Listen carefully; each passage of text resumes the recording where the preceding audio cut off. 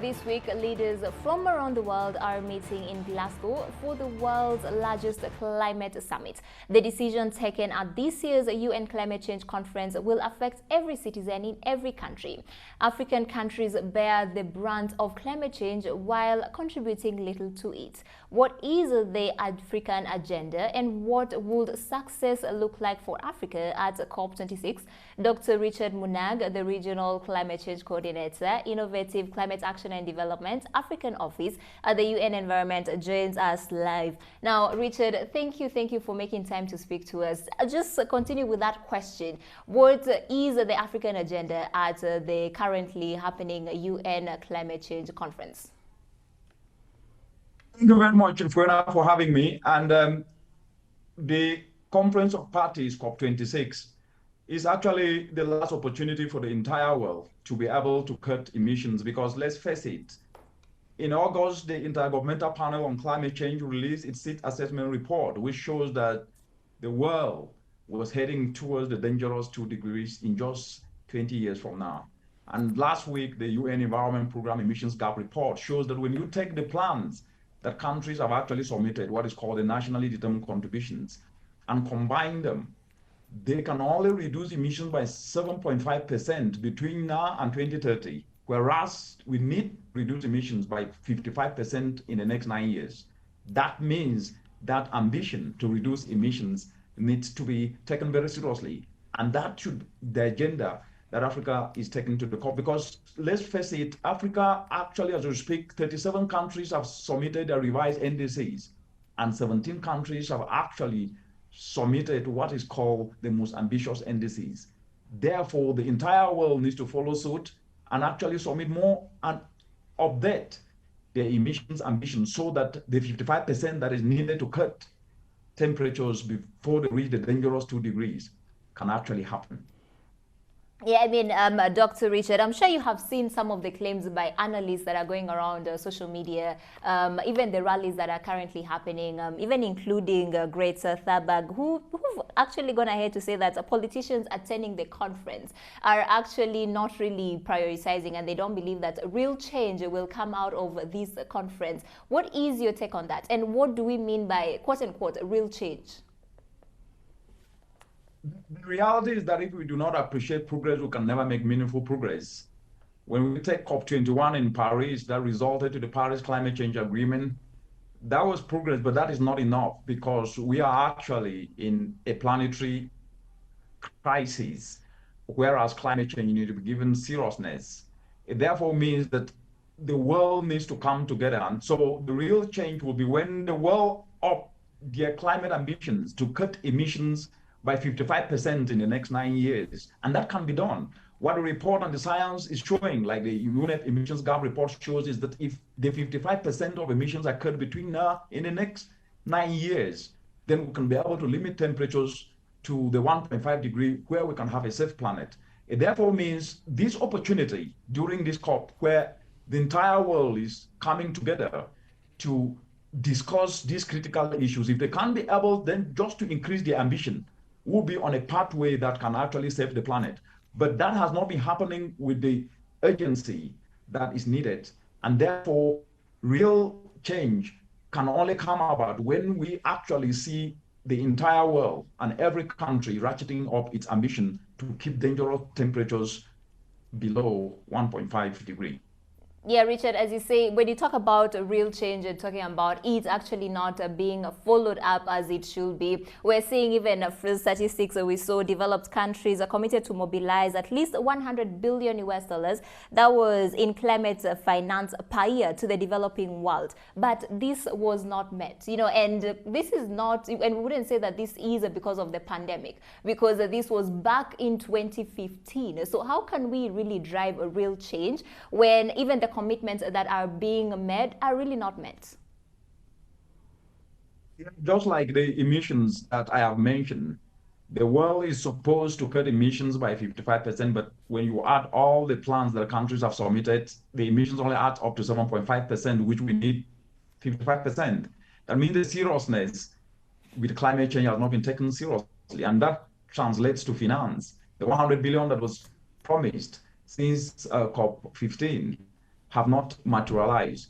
It therefore means with what we are seeing, because let's put things in perspective here, we are seeing cyclones, hurricanes, droughts, and floods. No country is immune when it comes to climate change. And that should be signal enough that if the destiny of the entire globe needs to be taken by each and everybody, and therefore it is no longer time to delay, as has been seen by the 100 billion which was supposed to be flowing every year. It is time to ratchet up ambition to lower emissions, match with the requisite finance to build resilience of communities. So it's no longer a matter of choice anymore, but it's a need for the entire world. And that time is now.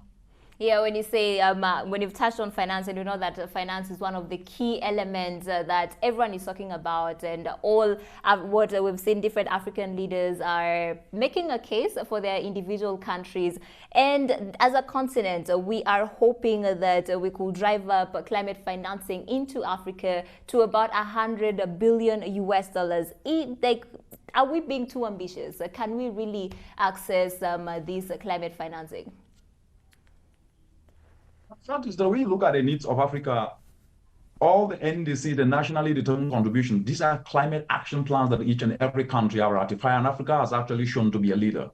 When those climate actions called the NDCs are put together, the value comes up to 2.5 trillion US dollars. That means that Africa needs those resources to be able to build climate resilience, to ensure that the over 257 million citizens that go to bed hungry can actually be able to have put food on the table, to build sustainable agricultural systems, to ensure that the restoration of ecosystems that are already degraded can actually be put in place, to put early warning systems. So there is a legitimate request of 2.5 trillion US dollars. However, what Africa is actually proposing is just 1.3 trillion US dollars, which is even below what the entire continent needs to implement its NDCs fully, to build resilience of communities that are already suffering. It therefore means, building back on what I said, emissions need to be lowered and financial flows need to happen. If not, we will only be seeing droughts that are plunging millions. We'll be seeing floods that are submerging cities and plunging millions of people into suffering. The world is not really supposed to allow that to happen, because we've already seen enough, and that's just the tip of the iceberg. It's therefore important that the financing of climate change, especially on adaptation that build resilience of communities, as the science is telling us, and the emissions gap report has shown, and the UNEP adaptation gap report has shown, that given focus, and for the world to be peaceful and protect the planet, that needs to happen. Yeah, when you touch on lowering emissions, we've seen one of the negotiators for the African continent has actually come forward saying how unfair it is, considering that the African continent only emits about 4% when you compare to Asia that emits about 53%. So how are we supposed to develop our industries and grow our economies, yet we are talking about reducing emissions, and we even can't access the financing, so how do we go about it as a continent? The fact is this: if your house is on fire, you do not wait for the neighbor to come and put out that fire. You start to do what you can do to look for water to put out that fire. Africa is a house on fire. The climate change is already happening. Droughts are plunging millions into suffering. We're seeing crop failure as a result of drought. We're seeing flooding. Sea levels are warming up faster. We're seeing locusts as a result of the changing climate. We are seeing all these challenges at a time when we have a continent that have 12 million young people get into the labor market each and every day and compete without jobs. So what does this entail? It then means for Africa to be able to leapfrog, it cannot leapfrog in a way that damages its environment. It needs to leverage on this clean pathway. And this clean pathway will help Africa to reach the billions, the millions of people who are energy impoverished.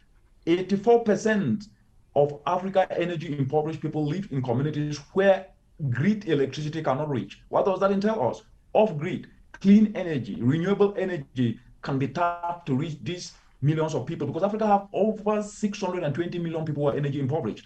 When you leverage on that transition part, you will help your population to grow. You will create jobs for the youth who are unemployed and are looking for jobs. So it is in Africa's advantage to transition towards a low emission development pathway, because that can ensure equity and justice for the millions of people. But that does not negate the fact that The promise is to support Africa to build resilience with adaptation, and at the same time ensure that the free flow of financing can happen needs to stop. No, all those need to happen, but Africa also need to take charge, ensure that it also looks after its population. It put out its house, which is on fire. It create jobs for her youth that are currently 60% unemployed and get into the labor market competing with fewer jobs. Yeah, Richard, also another area that we can look at is the carbon market. So we're seeing the developed countries, some of them actually are going into this conference with the intent of using the carbon market to help them meet their 2030 climate targets. But yet again, this is an area where the continent still lags behind. We haven't yet tapped into this really. Yes, it is an area that the continent lags behind. The point is Africa is a supply market for carbon. It's not a demand market for carbon. And when you look at the Paris Climate Change Agreement, which is actually going to be an area of discussion on the table, it's called Article 6. It talks about markets and non-market mechanism. When you look at Article 6.2, talks about international transferable mitigation outcomes, where countries can voluntarily engage countries in the African continent and elsewhere to be able to trade on emissions. But the point is this: when you look at carbon trading, yes, it's going to generate proceeds, but those proceeds will not be enough to raise the capital that Africa needs to implement its NDC. As I said earlier, Africa needs over 2.5 trillion US dollars to implement all its NDCs combined, including even the revised ones today. It then means Africa will still be short of cash, even when it uses carbon trading systems or carbon tax or carbon pricing or clean development mechanisms. What then needs to happen, which is really urgent for the African continent, is to turn their NDCs, their climate plans, into investment plans that will then attract investors to invest in turning these plans into opportunities. Let's look at the NDCs. What one sees is there is agriculture that is prioritized, sustainable agriculture, there is clean energy. But when investment plans are actually developed across all the NDCs, investors can bring in more money, which will then mean that the gap that the continent needs in implementing its NDCs can actually be closed through this market mechanism, but also through attracting the private sector to invest in taking these NDCs, turn from plans to real actions that can touch the citizens across the continent. And that is really an urgent of need for the continent to turn their NDC plans into investment opportunities. Yeah, now Richard, we're actually out of time, but I want to squeeze in these last questions. Just give us a few words in response. We're seeing different African leaders are making a case for their individual countries. Should we go at it as a unified body, or do you think it's better if individual countries stand alone? In just a few words. Africa actually have what is called the Africa Group of Negotiators, and they also have the Committee for Africa Head of State on Climate Change. So Africa have a unified position. And however, we need to also understand that Africa's challenges when it comes to climate change are common, and also common solutions needs to be fostered and cross-hybridized. Africa is actually unified when it comes to climate change.